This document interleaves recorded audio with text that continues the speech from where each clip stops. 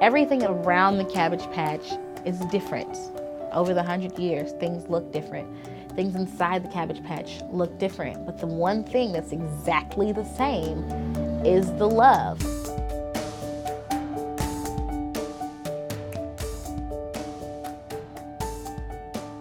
Joe, didn't you always say to others that the Cabbage Patch probably kept you out of jail?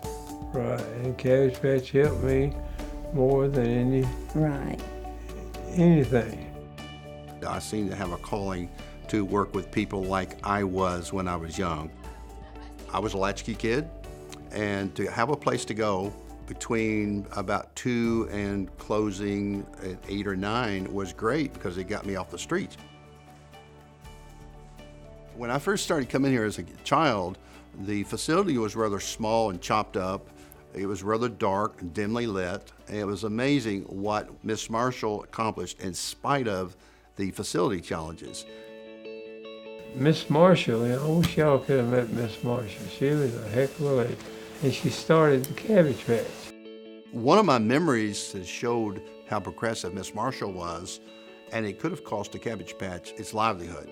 This was in a time where it was segregation, and Miss Marshall had the staff allow the African American kids to come in the back way, and they participated for 2 hours, and then they closed at 7. And then we integrated before anybody else did, because we became friends, and we saw each other as individuals rather than as a white person or as a black person.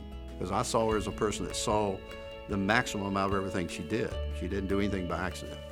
Miss Marshall was a tremendous lady, but you knew right away that her way was the only way, but it was a fair way. She made sure her staff were educated.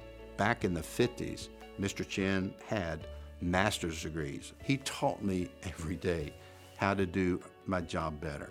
My relationship with Mr. Chen was really great. He was somebody I looked up to. He would kind of take some of us under his wing and have us help out with the younger kids when we got a little older.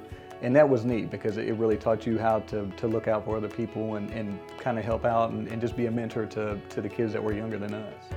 Mr. Chen kept up with almost everybody. He taught children to drive using his own car. I mean, they wouldn't have had a driver's license otherwise because their parents didn't have a car. And Mr. Chen was just our favorite person.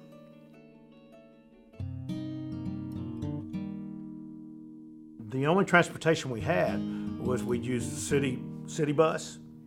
We had this old army truck with a canvas over the top of it that had benches on it.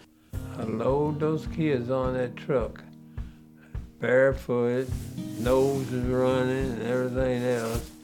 But I'd get them on that truck because they'd never been out of the neighborhood. And he would take the children on to Washington, D.C. and all kinds of field trips. How many people do you even know, period, that go on 100-mile canoe trips? It's almost unfathomable to think of. Seeing what you can do to help other people was one of the biggest effects that they had on me. I don't have a way of measuring the impact on the community, but no doubt any child that is making positive use of their free time, they're going to school, they're achieving their maximum potential because in some cases of our intervention, you can't help but help the community. By them, like reaching out to these kids, bringing them to the Cabbage Patch, trying to put morals in them, bring them upright, it's actually helping underprivileged kids who probably see a lot of negative in their life actually, come out and be more positive people and, be contributors to society. They gave us so much. It would be just a daggone shame not to give back.